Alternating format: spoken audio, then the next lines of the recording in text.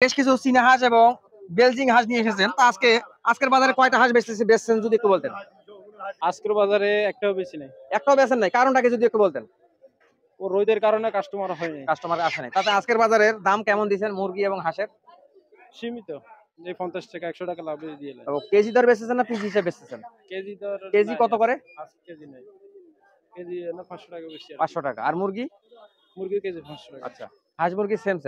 তাতে আজকে কাস্টমার নাই, ব্যবসায় ধস নেমে গেছে। হ্যাঁ, ইজরেদারের সাথে আমরা কথা বলার চেষ্টা করব।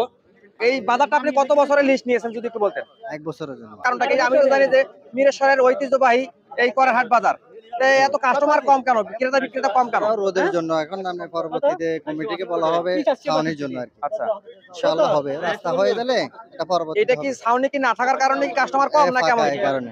তাতে আপনি কারণে যারা উচ্চতন বাজার কমিটি এবং উচ্চতন কর্মকর্তা যারা আছে তাদের উদ্দেশ্যে কি বলবেন? তাদেরকে বলবো মনে অতি তাড়াতাড়ি এটা ছাউনির জন্য ব্যবস্থা করার জন্য। তাতে কি এটা কি হবে না কেমন কি? ইনশাআল্লাহ হবে। কথা বলার চেষ্টা করব, যারা ক্রেতা বিক্রেতা আছেন তাদের সাথে আমরা কথা বলার চেষ্টা করব। এই বাজারের পরিস্থিতি ওনারা কি হলে ভালো হবে এবং কিভাবে হলে বেচা কিনা সুন্দর হবে এই বিষয় নিয়ে কথা বলার চেষ্টা করব ক্রেতা এবং বিক্রেতার সাথে। দেখতেছি আপনি চলে যাচ্ছেন, কেন চলে যাচ্ছেন? সূর্য দেখে না, জ্বরে বীজ দর, রোদে তাপ লাগতো, মানুষ রাইতে পারে না। এখন কি রোদের কারণে হলো রামগড় খাগড়াছড়ি লাইনের রাস্তা, চিটাং ডিস্ট্রিক্ট কিন্তু নোয়াখালী ডিস্ট্রিক্ট, তাহলে 3 ডিস্ট্রিক্টের মাথা ওই বাজারটা হয়েছে। ওই বাজারের যে মানুষ খারাইব ওই জায়গাটা ছামা নাই। এখন বাজার কমিটিরা যদি এই জিনিসটা যদি ঘরে একটু ছাপড়া দেয় তাহলে মানুষ অনেক হইব, বাজারটা পরিবর্তন হইব। আজকে যে আপনি চলে যাচ্ছেন না কেমন কি রোদের কারণে? এখন রোদের যারা বেশি, আমি 2টা হাঁস বিক্রি করছি আর 2টা চলে যেতে আছি রোদের কারণে। জানেন আমার বাইক আনতে সাথীও মানেন না। রোদ পুরা কিনতেছেন যাকে বলে ধানের ভুসি। কাকে এগুলো কত কেজি নিচ্ছেন আজকের বাজারে? এটা 5 কেজি 120 টাকা। এটা মূলত কার জন্য নিচ্ছেন? আমাদের হাঁস মুরগি আছে। আচ্ছা, হাঁস মুরগির বাজারে আজকে এসেছেন এবং হাঁস মুরগির বাজার থেকে হাঁস মুরগির খানা নিচ্ছেন। সেই বাজার বিষয় নিয়ে কিছু যদি বলতেন। বাজার বিষয়টা, বাজারটা আরো গুছানো দরকার। এটা যথাযথ ছড়াই আছে, এক একটা জিনিসের জন্য আমাদের কাছে এক একটা জায়গায় চাইতে হচ্ছে। আমরা চাচ্ছি যে এটা সব বাজারগুলো কম্বাইন একটা জায়গায় থাকুক, যাতে সবাই একসাথে বাজারগুলো এক জায়গা থেকে কিনতে পারে। সেক্ষেত্রে মহিলারা আসতে একটু ডিফিকাল্ট হয়ে যায়, তাদের ক্ষেত্রে কেনাটা একটু ডিফিকাল্ট, এদিক সেদিক চিনেও না মহিলারা। আচ্ছা, আমরা তো জানি যে দেখা আছে মিরেশ্বরের মেইন কেন্দ্রবিন্দু এই করারহাট। জি জি। এই করারহাটের যে বাজারের পরিবেশ, এই পরিবেশ নিয়ে একটু যদি কিছু বলতেন। পরিবেশটা কোনো আমলে ঠিক হয় নাই। গত যে সরকার ছিল ওই আমলে এটা এত ডেভেলপ করতে পারে নাই। এখন তো সরকারই নেই, বুঝতেছেন। এখন বাজার কমিটি এবং যারা উচ্চতন কর্মকর্তা তাদের উদ্দেশ্যে কি বলবেন আপনি?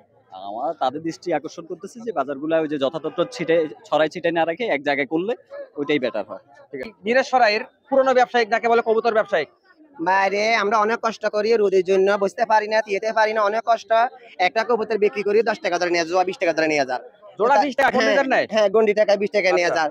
এখন জয়েবি দিয়ে রোদে শুকিয়ে যাই, অনেক কষ্ট, অনেক যন্ত্রণা সহ্য করতে পারছি না। এখন এক দুই বেচতে আর কতটা ধীরে মাথা ঘুরে পড়ে যেতে চাই, এখন চলে যায় বাড়িতে।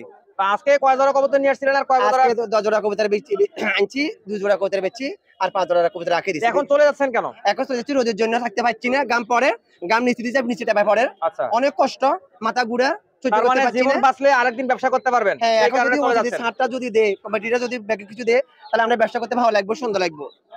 আমরা যতটুকু দেখতেছি এই করারহাট বাজারটা মোটামুটি বড়ই আছে। তা দেখা যাচ্ছে এই বাজার একটু ফাঁকা দেখতেছেন আপনারা, আসলে ফাঁকা না, কিন্তু সবগুলো কাস্টমার এই দোকানের ছাউনির নিচে চলে গেছে।